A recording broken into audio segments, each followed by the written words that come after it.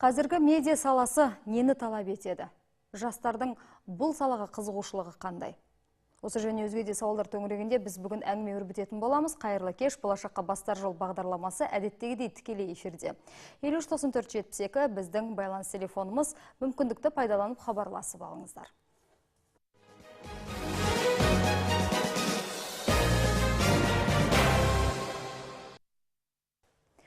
Болашаққа бастар жол елбасының рухани жаңғыру мақаласына байланысты облыстық жастар мәселелері жөніндегі басқарманың тарапынан бірқатар жобалар қолға алынған болатын. Өздеріңізге белгілі, кешегі аптада біз облыстық жастар ресурстық орталығы жанынан арнайы 20 жобаның жүзеге асып жатқаны жайында да хабардар еткен болатынбыз. Дәл қазіргі таңда жас медиа жобасы қолға алынып отыр. Бұл тұрғыда республика жағынан да үлкен бастама көтеріліп отыр. Күні кеше таң нұры бағдарламасында Санди Султан өздеріңізге белгілі 7-ші арнада Астана телеканалдары арқылы өздеріңізге танылып жүрген азаматшаларымыз Гүлназ Сауданбаева біздің облысқа арнайы келіп өздерінің дәрістерін оқып жатыр. Бұл жоба ненің аясында жүзеге асырылып отыр және де қандай басқа бастамалар бар? Осы тақырыпқа байланысты шақыртқан қонақтарымызбен танысып болыңыздар. Бүгін бізде қонақта республикалық жас медиа жобасының жетекшісі және Қазақстан жастар конгресінің баспасөз хатшысы Сыздықова Аида Аманқызы. Сонымен қоса Айгүл Әлішер Ерғалиқызы, облыстық жастар ресурстық орталығының баспасөз хатшысы, әрі республикалық Қазақстан жастар конгресінің оңтүстік Қазақстан облысындағы өкілі. Студиямызға қош келдіңіздер. Жас медиа, қазіргі медиа қандай болу керек деген сұрақ енді міндетті түрде бірінші туындайды. Өздеріңізден бастасақ, жалпы қазіргі медиа қандай жаңаруды, қандай ерекшелікті сұранып отыр? Негізі біздің Қазақстанның медиа саласы жылдан жылға көркейіп, дамып келеді. Соған қарамастан әрине әлде дамитын бір себептер әлі бар. Өйткені нет предела совершенству дейміз, яғни дамудың шегі жоқ. Соған байланысты біз осы Қазақстан жастардың конгресі жас медиа деген журналистерге арналған жастар журналистикасын дамыту жобасын қолға алды. Журналист болғысы келетін, журналист болуды армандайтын жастарға осы бір мүмкіндік болсын деп әлеуметтік жобаны іске асыра бастадық. Жас балалар осы біздің Қазақстанның медиа саласын дамыту жолында жаңа бір идеялар, креативті ойларды үйренсін деп, біз Санди Султан және Гүлназ Сауданбаева сияқты белді мамандар, журналистика саласының белді мамандарын шақырып, облыстар Қазақстан бойынша 6 облыстарда олар қазіргі таңда жас журналистерге сабақ беріп жатыр. Оңтүстік Қазақстан облысы нешіншісі болып тіркелді? Оңтүстік Қазақстан облысы біздің жобамыздың 4-ші облысы. Ең алғаш Ақтөбе облысынан бастадық, онан соң Батыс Қазақстан облысы, Маңғыстау облысы, Оңтүстік Қазақстан облысы, мұнан соң біз Павлодар облысы және Алматы облысына жол тартпақпыз. Өтінімдер көп түсті ме біздің облыстан? Сіздердің облыстан 60-тан аса өтінімдер түсті. Енді менің ойымша бұл жалпы пилоттық жоба болғандықтан, бірінші жыл болғандықтан, негізі жақсы нәтиже, жақсы көрсеткіш. Және 60-тан аса өтінімдерден 30-ы ғана іріктелініп алынды. Сол 30-ы бүгін 3-ші күн сабақ алып жатыр. Санди мен Гүлназдан өздерінің сюжеттерін, медиа жобаларын дайындап жатыр. Енді ертең 4-ші күн марапаттау рәсімі және өздерінің сюжеттерін презентациялау рәсімі өтеді. Және 30 адамның үздік бестігі, үздік сюжет дайындаған бестігі 100 мың теңгеге ие болады және республикалық жас медиа жастар форумына қатысу мүмкіндігіне ие болады. Іріктеу қалай өткізілді? 60-тың 30-ы қалай таңдалды? Неге мән берілді? Арнайы конкурстық комиссия құрылды. Оған Санди Султан және Самұрық Қазына Траст, ол біздің жас медиа жобасының, Қазақстан жастар конгресінің серіктесі, осы біздің жоба бойынша. Самұрық Қазына Траст қорының өкілдері және Астана бойынша Караван және 365 инфо, Қазақстан телеарналарының журналистері қатысты. Жалпы мән берген бағдар ол тақырыпты аша алу және қоғамдағы жастар арасындағы өзекті мәселелерді көрсете алу бір қалай көрсете алу қыры болды. Олар қатысушылар өздерінің видеорепортаждарын, эссе, фоторепортаждарын жіберіп отырды. Қайсысы аналитикалық және қайсысында бір мен расымен де журналист болғым келеді. Өзінің барымтасын салып дайындаған сюжеттер мен шығармалар қабылданды. Яғни өзінің кішкене ғана қызығушылығы ерекше болған 30 жасты іріктеп, 4 күндік ары қарап оқытуға алып қалдыңыздар. Бұл 30 жас, менің білуімше, Айгүл, сіздерде ары қарап арнайы мектепте оқытылады. Бұл жас медиа жобасынан жас медиа мектебінің айырмашылығын ел түсінсін. Біздің облыста алғаш рет ашылғалы отырған тың мектеп деп айтуға болады, тың идея, осыған тоқталып өтейікші енді. Жаңа өзіңіз айтып өткенде, біз облыстық жастар ресурстық орталығында биылғы жылы 20 жобаның жүзеге асыруды бастап отырмыз. 20 жобаның арасында бізге жас журналистерге, тележүргізушілерге, сондай-ақ видеооператорларға арналған арнайы жас журналистер мектебін құру бойынша жоспар жоба бар. Оны біз дайындап қойдық, және осыны Құдай қаласа ертең тұсауын кессек пе деп жатырмыз. Арнайы жас медиа жобасының аясында марапаттаумен бірге, одан кейін ондағы қатысушыларды, енді оларды да ары қарай біз дамытып, оларды жаңағыдай телеарналарға, редакцияларға практика жүзінде өткізуіміз керекпіз, одан кейін олардың жұмысқа тұруын қамтамасыз етуіміз керек деген сияқты. Және біз іріктеуден өтпей қалған студент жастарымыз да бізге хабарласып, өтейікші, қатысайықшы деген көп ұсыныстар білдірді. Сол себепті біз олардың тілектерін және қатыса алмаған жастарымызға қолдау көрсету мақсатында біз арнайы осы жобаны жүзеге асырмақпыз. Жас медиа жобасы аясында өтеді, және бұл облыстық жастар ресурстық орталығының жанынан құрылған жас журналистер мектебі. Онда да дәл сондай арнайы біз телеарналардан, газет, журналдардан тәжірибелі журналистерді қонаққа шақыру арқылы жаңағыдай лекциялар, кездесулер, сабақтар өткіземіз. Және бұның бір ерекшелігі, біз аудандардағы ауыл жастарында қамтамасыз етуді көздеп отырмыз. Сондай-ақ оқушы жастарымыз бар. Міне сол жастардың барлығын өзімізге тегін ақысыз түрде оларды өздері ниет білдірген жастардың барлығын қамтамасыз ете отырып оқытамыз. Және оның бір ерекшелігі, біз міндетті түрде оларды практикаға жіберіп, одан кейін ары қарайда сол салада өздерін дамыта түсуіне жәрдем береміз. Үлкен бастама деп айтуға болады. Қымбатты телекөрермен, біз тікелей эфирде жұмыс істеп тұрмыз. Егер сіздің журналистикаға, жалпы бұқаралық ақпарат құралдарының жұмысына қызығушылығыңыз бар болса, жасыңыз 30-ға толмаған болса, немесе жұмыс таппай жүрсеңіз, бұл орталықтың қайда орналасқанын білгіңіз келсе, 53-94-72 біздің тікелей эфирдегі байланыс телефонымыз жұмыс істеп тұр, хабарлассаңыздар болады. Айгүл, ары қарап жалғастырсақ осы тұстан. Тың бастаманың аясында жаңа айттық 60 азамат өтінім берді деп. Оның ішінде тек қана 30 жасқа дейінгілер болды ма, әлде 30 жастан жоғарғы азаматтар да болды ма? Тіпті жаңа сұхбат барысында Айда ханымнан да байқап қалдық, оның ішінде өтінім бергендердің өзінде кәсіби мамандар да бар дейді. Дәл осы жобаға қатысушылардың арасында аудандардан келіп жатқан қатысушыларымыз бар, сондай-ақ мүмкіндігі шектеулі жастар да бар. Тіпті декретте жаңағыдай отырған ханымдар да қатысып жатыр, өтініш білдіріп, өздерінің жастар туралы эсселерін жазып. Және оның арасында біздің оқушыларымыз да бар. 11 жастар, 12 жастар. Біз оларға жастардың қатарына жатпайсыз деп шектеу қойған жоқпыз. Сол себепті оларға да жаңағыдай кішкене мүмкіндік жасадық. Білім алсын деп жол ашып арнайы.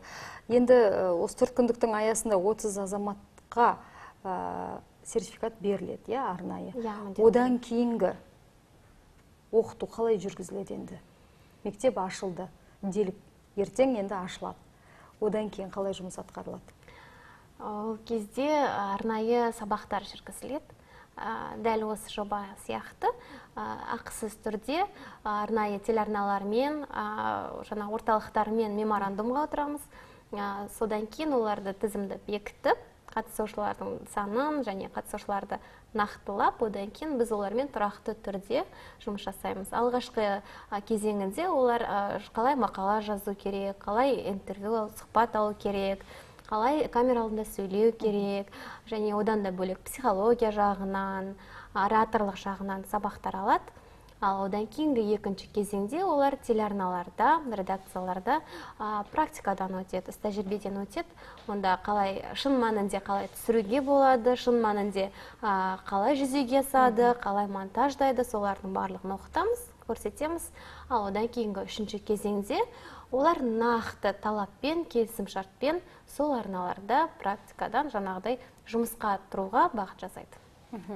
Айда ханым, жас медиа жобасын алып қарасақ, бар жоғы 4 күн беріліп отыр үйренуге. Қалай ойлайсыз, 4 күннің ішінде көп мәлімет алуға, білім алып үлгеруге болады ма? 4 жыл оқып, арнайы сол маманның әлі де бір ең бір өзекті тұсын таба алмай жүрген, кәсібилене алмай жүрген азаматтарымыз бар.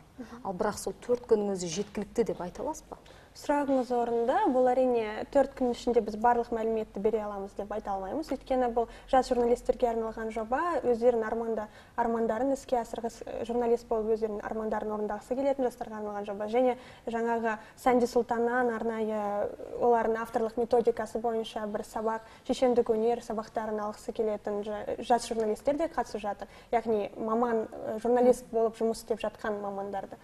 Бірақ негізінен бұл осы журналист болам деген 11-ші сынып оқушылары, немесе журналист болғысы келіп, бірақ журналистика мамандығына түсе алмай қалған мысалы жастар болуы мүмкін. Мен негізі өзімде сондай жастың бір үлгісі ретінде айта аламын өзімді, өйткені кезінде журналист болғым келген еді, бірақ аудармашы мамандығына түсіп қалдым. Дегенмен өстіп жазып, тырысып, өзім әрқашан ізденіп жүрген уақытта Қазақстан жастар конгрессіне ерікті болып келдім. Ерікті болған кейін менің жазу стилім және сауаттылығым біздің басшыға ұнап, ол бізді менің баспасөз хатшысы ретінде жұмысқа шақырды. Сол сияқты осы Қазақстан жастар конгрессінде жас медиа жобасын іске асырып, Санди сияқты үлкен мамандармен жұмыс істеп, серіктес болып жүрген осы бір көрсеткіш деп ойлаймын. Меніңше бұл өте сондай қызықты жағдай. Және біз осы жас медиа жобасын жазғанда, осы менің тәжірибемнен және көптеген қазақстандық жастардың тәжірибесінен қалай бір сабақ алдық десек болады. Және олардың армандарын жүзеге асыруына бір мүмкіндік болсын дегеніміз. Келіп түскен ниеттілердің ішіндегі көтеріп отырған тақырыптары айырмашылықтар бар ма облыстарды салыстырған кезде? Мысалы, жастардың өзі сюжеттерге тақырып таңдаған кезде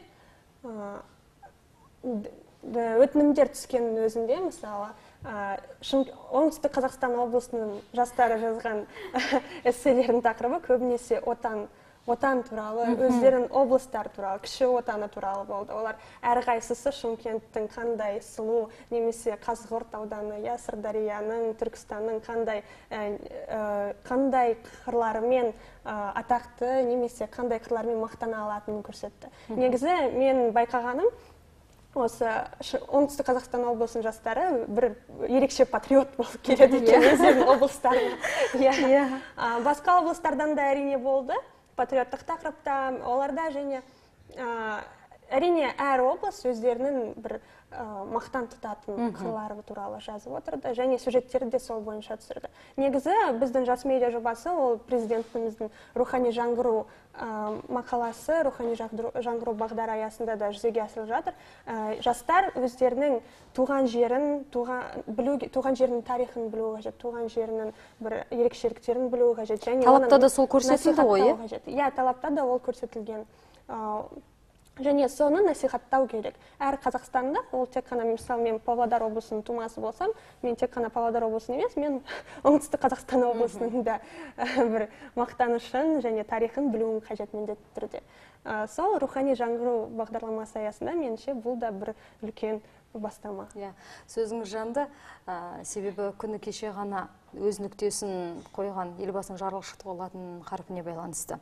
Сол кезде біздің оңтүстік қазақстандық жастар 800 мыңнан аса жас осы латын қарпін қолдады. Өте орынды айтып отыр.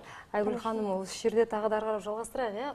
Біздегі жас деп айтпай-ақ қояйық, бірақ соның ішінде мықты блогерлердің көпшілігі де бізде орналасқан. Оның ішінде белсендісі ретінде өзіңізді де танимыз. Қазіргі жаңағы осындай бір оқулардың ерекшелігінің арқасында блогерлердің ары қарап шығуына ықпал тиеді ма? Әрине тиеді. Өйткені өзім де сол салада қарапайым түрлі мекемелердің семинар тренингтеріне қатысып, студент кезімде солай үйреніп, сіздерден үйреніп, жаңағыдай іс тәжірибеден тәжірибе жинап, бүгінгі таңда осы жастар орталығында баспасөз хатшысы отырмын. Барлығы практикамен келген нәрселер. Сол себепті өзімнің үйренген нәрселерімді жаңағыдай барынша жастарға да дәл сол нәрсені, сол мүмкіндікті беруге тырысамыз. Ал жастарда бізге келген жастардың көпшілігі көшбасшылар мектебіне барғысы келеді, дебаттық пікірсайысқа барғысы келеді, және көбісі жаңағыдай жас журналистердің мектебін сұрайды, қашан ашылады, қашан келсек болады, мына тұлғаларды қонаққа шақырыңызшы деп. Жастардың, жасөспірімдердің жаңағыдай белсенділігіне, өтініш тілегіне қарап мектеп арнайы ашылып отыр, иә? Біз орталық міндетті түрде жастардың қызығушылығына қарай жұмыс жасаймыз. Кез келген жобаны, тіпті дәл солардың ұсыныстары бізге жастар қандай өтініш айтады, біз дәл солай ары қарай зерттеп, қаншалықты оны жүзеге асыру тиімді екендігін қарай отырып, ашуға барынша тырысамыз. 20 жобаның ішінде ерекше байқағанымыз арнайы жаңағы жас шаңырақ психологиялық көмек көрсетеді, қосымша әдемілікті, немесе үйдегі аспаздықты көрсетеді. Ал жас журналистер мектебі меніңше ертең дұрыстап жазуды, дұрыстап ары қарап бағыт бағдар ала отырып, тек қана облыс емес, республикалық деңгейде өзінің бір қолтаңбасын қалдыра алатындай оқушылар шығады деген сенім бар. Сол жобаның аясында тағы да қандай жұмыстар жүзеге атқарылғалы отыр? Тек қана жаңа айттық, аудандардағы оқушыларды тарту, аудандағы жастарды тарту, бұдан бөлекте қызығатындай тағы да қандай жоспарлар бар? Жаңағы біз өз арамызда шаңырақ жас отбасылар мектебімен рейтинг жасап аламыз.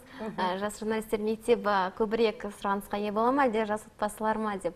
Байқасаңыз, әр адамның әр жастың қызығушылығына қарай қатысады. Мәселен, пікірсайысқа келетін жастар көшбасшылар мектебіне барады, бірінен кейін бірі. Біз осы салада өзіміздің оңтүстіктегі жастардың қай жағы осалдап бара жатыр, біз қай жастарға көбірек көңіл бөлуіміз керек деген сияқты маргиналды жастардың арасында да сауалнамалар жүргіземіз. Біз қазіргі таңда IT саласына көңіл бөліп жатырмыз. Жақында бізде IT парк ашылады. Ол әзірге құпия бола тұрсын. Оның арнайы біз ашылуын жасап, жаңағыдай сүйінші сұрайтын боламыз. Одан бөлек біз тренинг холл алаңы жасап жатырмыз. Тренинг холлда біз арнайы жаңағыдай тәжірибелі республикалық облыстық тренерлерді шақырып, 1 сағаттық, 2 сағаттық жастармен қарым-қатынас орнату мақсатында сабақтар жүргіземіз. Ал енді Қазақстан жастар конгресінің жұмысына тоқталсақ, бұл тек қана жас медиамен шектелмейтін шығар. Республикада басқа да осы талантты жастарды қолдау мақсатында, өнерпаздарды қолдау мақсатында атқарылып жатқан қандай жұмыстар бар? Қазақстан жастарының конгресі, ол негізі республикалық ұйым.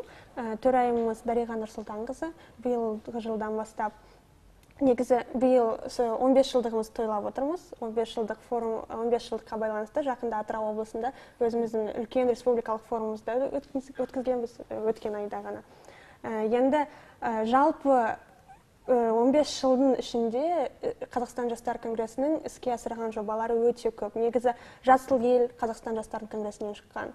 Ұлттық Дельфи комитеті Қазақстан жастар конгресінің бастамасы болып табылады. Көптеген кезіндегі республикалық строительный отряды болды ғой, яғни құрылыс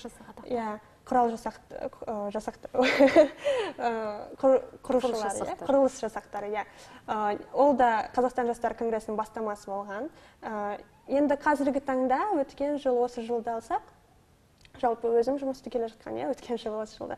Біз өткен жылы мысалы жаңа белес деген жоба өткізгенбіз. Девиантты жастарды қолдауға, оларды бір әлеуметтендіруге, социализировать дейміз ғой. Соған байланысты жұмыс және профориентация жұмыстарын жүргізіп, сондай жоба жасаған болатынбыз бүкіл Қазақстан бойынша. Одан басқа біз жаңа дем депрессивті ауылдарда ремонт жүргізу. Яғни біздің еріктілер ата әжелердің, бір жалғыз тұратын ата әжелердің, немесе мына мүмкіндігі аз отбасылардың үйлеріне барып, оларға ремонт көрсетіп, үйлерін, үй айналасын тазартып, жаңағы сондай жұмыстар жүргізген болатын. Бұл да республикалық жоба болды. Одан басқа біз Айгүл қатысты өзі республикалық президенттің жастармен кездесу форумын өткізген болатын біз желтоқсан айында. Биылғы жылы енді жоспарларымыз көп, олардың өткізілгені де бар. Мысалы, Шанхай ынтымақтастық ұйымы жастар форумын өткізген біз, халықаралық форумын. Негізі Қазақстан жастарының конгрессі ол Шанхай ынтымақтастық ұйымының жастар кеңесінің бір кезінде құрған ұйымдардың бірі болып табылады, бірнеше мемлекет ішінде. Одан басқа спортфест деген жобамыз осы жақында ғана өз бастауын алды. Ол да республикалық жастарды, оқушыларды жаппай спортқа бейімдеу жобасы. Яғни қазіргі таңда жаңағы рухани жаңғырудың өзінде де спортқа ерекше, денсаулыққа, жастардың денсаулығына ерекше мән бөлініп жатыр. Өйткені жастар еліміздің болашағы, әрине сау болу керек еліміз. Сондықтан спортфест жобасы барлық облыстарда, ол осы біз 6 облыс емес, жасмай десек, барлық облыстарда спартакиадалар өткізумен айналысады, және үздіктер республикаға барады. Сол барлығы спортпен айналысатындай бір мотивация ретіндегі жобаны бастадық. Байқап қарасақ, жалпы елімізде қоғамдық ұйымдар тіпті көп, жас отан жастар қанаты дейміз, Қазақстан жастар конгрессі дейміз. Бұлардың айырмашылықтары, бұлардың бір-бірімен бірлесе отырып, немесе облыс орталықтарындағы жастар орталықтарымен бірлесе отырып атқаратын жұмыстары қаншалықты байланысты болады? Кейбірі шын айту керек, кейбір қоғамдық ұйымдар бар, аты бар, бірақ заты жоқ. Сұрағыңыз өте орынды, негізі жанында бар. Жас отан жастар қанаты, ол негізі политикалық, саяси партияның жастар қанаты. Ал Қазақстан жастарының конгрессі бұл үкіметтік емес ұйым, және Қазақстан жастарының конгрессі өз құрамында заңды тұлғалар бірлестігі болғандықтан өз құрамында Қазақстан бойынша 100-ден аса жастар ұйымдарын біріктіреді. Негізі біздің мақсатымыз жастардың дауысын, жастардың бір мәселелерін мемлекетке жеткізу.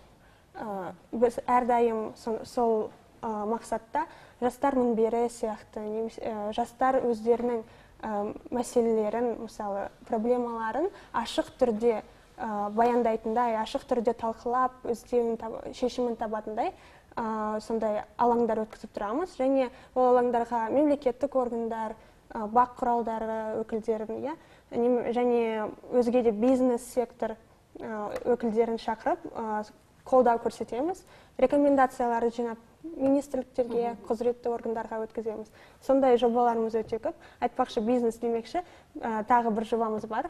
Дін істері және азаматтық қоғам министрлігімен жүзеге асырып жатқан. Ол жастарға арналған бизнес тағылымдамалар. Бизнес бастағысы келетін жастар, бизнес идеялары бар жастар да қолдау ала алады. Оқып, өздерінің өтінімдерін жіберіп, үлкен бизнесмендерден сабақ алып, Астана қаласында өткен жыл болған, биыл Талдықорған қаласында, Алматы облысында өткізгенбіз. Енді жалпы сондай жұмыстарымыз көп, ал айырмашылығына келетін болсақ, онда жаңағы айттым ғой, партия және біз үкіметтік емес ұйым. Негізінен, егер жас отанның миссиясы ол көшбасшыларды өсіру болса, Қазақстан жастарының конгрессі тек қана көшбасшыларды өсіріп қана қоймай, жастардың жалпы барша жастың бір мәселелерін мемлекетке жеткізіп, өзара диалог құруға көмек көрсететін көпір. Ал Айгүл, біздегі 800 мың жас, әсіресе ауылда отырған жастар, оның айырмашылығын, ара жігін осыдан білсе керек. Бірақ ары қарап саралап қарасақ, олар мейлі қай ұйымға барса да, немесе жаңағы бизнес қолдауына ие болғысы келсе, немесе арнайы бір білімін ұштағысы келсе, жастарға қатысты мәселелерін жеткізгісі келсе, қайда хабарласу керек? Жастар орталығы бұдан басқа мәселелерді тыңдауға да дайын ба? Әрине дайын. Әр ауданда бізде жаңағы жастар ресурстық орталықтары бар. Олар күнделікті жастарға қызмет көрсетеді. Ондағы жаңағы кәсіп ашамын деген жастарға, және таланттары бар жастарға психологиялық көмек керек болатын болса, және өзге де мәселелер бойынша кез келген уақытта жастар ресурстық орталығына хабарласып, немесе барып, өздеріне қажетті кеңестерді, қызметтерді ала алады. Жастардың арасындағы қазіргі таңда толғандырып жүрген қандай өзекті мәселелер бар деп айта аласыз? Қайсысын саралап көрдіңіздер? Дәл осы уақытта бізде қазіргі жастар орталығы арнайы маргиналды жастар арасында сауалнамалар жүргізіліп жатыр. Жақында оның нәтижесі нақтыланады, сол кезде айта аламыз.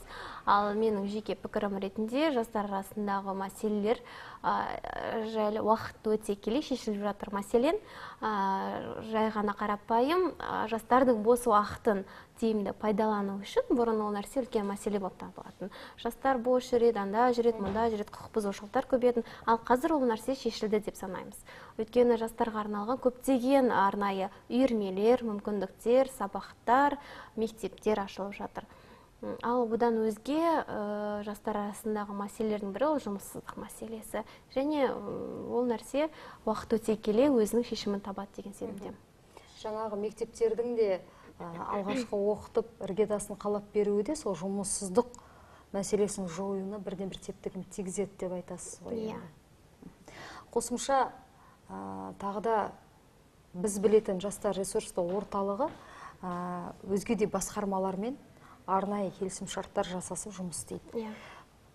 Қазіргі таңдағы нақты қолға алынып жатқан кәсіпкерлікті қолдау бойынша басқа да осы журналистика саласына байланысты қандай мекемелермен тағы да меморандумға қол қойылды, қандай құжаттар толтырылды, осы жағына да тоқталып өтсеңіз. Қазіргі таңда біз бірнеше басқармалармен келісім шарттарға, арнайы өзара ынтымақтастық меморандумдарына отырдық. Мәселен, жұмыспен қамту орталықтарымен, басқармасымен, сондай-ақ мәдениет басқармасымен арнайы біздің актерлық шеберлікті дамытқысы келетін жастарға көмек көрсету мақсатында тәжірибелі мамандардың несіне сүйене отырып, біз арнайы сол басқармамен келісім меморандумға отырдық. Және сондай-ақ біз жақын арада ғана хаж бөлімімен келісімшартқа отырдық. Жаңағы жас отбасын құрғысы келетін жастарға арнайы сабақтар беретін, өзара жаңағы оларға жолдарын көрсететін мамандардың көмегіне оңай жету үшін жаңағы жастарға қолдау көрсету мақсатында хаж бөлімімен келісімшартқа отырдық. Және алдағы уақытта бізде жоспар бойынша барлық облыстағы үздік телеарналармен, редакциялармен меморандумға отырамыз деген жоспар бар. Қайтадан журналистика тақырыбына қайтып оралсақ, еліміздегі жастардың қанша пайызы осы салаға қызығады екен? Байқап қарадыңыздар ма? Кешегі облыстардың барлығына барып шықтыңыздар. Енді соның төртіншісіне келіп тіреліп отырсыздар. Қазір қандай баға берер едіңіздер? Жалпы қызығушылық артып отыр ма? Нақты статистикаға жүгіне алмаймын, өйткені жүргізген жоқпыз, бірақ негізі біздің байқауымыз бойынша журналистикаға деген қызығушылығы көп жастардың, бірақ әрине көбісіне қолдау қажет. Өйткені мысалы Астана, Алматы қалаларында Санди сияқты мамандар өздерінің телелабораторияларын ашып сабақ бере алатын болса, және Астана, Алматы жастары оған қатыса алатын болса, облыстарда ондай мүмкіндік бола бермейді. Сондықтан негізі сол да бір себеп болды біздің жас медиа жобасын бастауға. Осындай қызығушылығы жанып тұрған жастарға қолдау көрсетіп, негізі қалай қызығатын жастар көп, бірақ оларға әлі де үйренетін нәрсесі көп, әрине. Тіпті бір сауаттылығы жағынан да, мысалы, қазіргі таңда бір интернеттің бір влияниясы дейміз ғой, сауаттылық жағынан әрине журналист болғысы келсе өте маңызды. Сол сияқты креативті ойлау. Енді бұл әрине барлығы үйренетін нәрсе. Олар барлығы әлі жас қатысушылар. Негізі қызығушылығы зор, ол қуантарлық жағдай. Өйткені журналистер неғұрлым көп болса, онда конкуренция да көп болады. Иә, журналистика, жалпы медиа саласының сапасы жоғарылай түседі. Біздің негізі Сандиде айтады, біз BBC және CNN каналдары, соған үлгі ретінде оларды тұтып ұмтылуымыз керек деп айтады. Меніңше, негізі медиа саласының әлі болашағы өте зор біздің елде. Және мүмкіндіктер де көп. Әлеуметтік желі мен журналистика саласының айырмашылығын кешегі қатысушылар ала алды ма? Әрине ала алды, өйткені практикадан өткен кезде әр адам өзінің басынан өткізіп сезінеді. Және ондағы түрлі ақыл кеңестер, олардың барлығын ешбір әлеуметтік желі көрсете алмайды. Сол себепті жаңағыдай өзінің нәтижесін көрсетті деп айта аламыз. Бізді көріп отқан көрермендеріміз сіздерден түйін сөз күтеді. Жалпы тағы да қандай хабарлама айтып өтесіздер? Сіздерге жазылу үшін, сіздерге мүше болу үшін кімге және қалай хабарласу керек? Біздің оңтүстік Қазақстан облысы бойынша өкіліміз Айгүл Әлішер өзі негізі өте белсенді. Оңтүстік Қазақстан облысы бойынша Айгүл Әлішер арқылы жобалар туралы біле аласыздар. Қандай негізі жастар ресурстық орталығының қызметкері болғаннан кейін меніңше өте көп көмегі тиеді. Жалпы егер республикалық штабпен байланысқысы келсе, біздің әлеуметтік желілердегі парақшаларымыз әрқашан сіздерге қызмет етуге дайын. Әлеуметтік парақшалардың администраторы бар. Кей кезде өзім жауап беремін. Біз әр сұраққа жауап береміз. Жақында ғана мысалы бір халықаралық Египетте форум болады екен. Бір ата-ана, мен қызымды соған жіберейін деп жатырмын. Ол біліп бере аласыздар ма? Ол қандай форум екен? Негізі заңды ма, заңсыз ба, қандай ұйым екен шақырып жатқан? Тіпті сондайды негізі сұраныстар түсіп жатады. Сондықтан жазуға болады, біз әрдайым жауап береміз. Кез келген сұраққа жауап береміз. Егер мысалы консультация керек болса, консультация. Ал Айгүл, облыстағы бір қатар мәселелер сізге етене таныс қой енді. Тағы да жастар қай мекен жайға барып хабарласу керек, қай байланыс телефонда алу керек, студенттер қалай белсенді болғаны жөн? Олардың барлығына оңай жауап табуға болады. Өзіңіз білесіз, жақында ғана жастар орталығында қызмет көрсету секторы ашылды. Дәл сол секторда арнайы психологиялық көмектер болмасын, жұмысқа тұру мәселесі, тұрғын үй алу мәселесі, кәсіп ашу мәселесі бойынша кез келген кеңесті қызметті ала алады. Сондай-ақ ертең сағат 5-те облыстық жастар ресурстық орталығында арнайы жас медиа қатысушыларын марапаттау сәті болады, және сондай-ақ өзіміздің жас журналистер мектебінің ашылуы болады. Соған келіп қатысса таза мүмкіндік. Және тағы бір айта кететінім, бізде 3-1-1 сенім телефоны бар. Өткен жылы бала құқығын қорғау бала құқығын қорғау бойынша депутат Балиева, Зағипа Балиевамен бірге Қазақстан жастарының конгресі сенім телефонын құрған болатын. Бір айда 10 мыңнан астам қоңырау шалынған болатын. Қазіргі таңда да көптеген қоңырау шалынып жатыр. Егер де біреуге айта алмайтын мәселе болса, немесе бір танитын адамға айта алмайтын жағдайлар болса, сол сенім телефонына хабарлап, бір қолдау және көмек ала алады. Рахмет, студиямызға келіп, барлық ақпаратпен бөліскендеріңізге алғысты білдірем. Қымбатты телекөрермен, байқадыңыздар, жалпы оңтүстік Қазақстан облысында журналистика саласы өз деңгейінде жүзеге асып отыр деуге болады. Себебі күні кеше өтетін 4 күндік сабақтың өзінде 60-қа жуық өтінім келіп түскен. Оның іріктеуден өткені 30 екені бізге белгілі болды. Келесі эфирде кездескенше аман болыңыздар, сауаттылықтарыңыз қашанда арта берсін.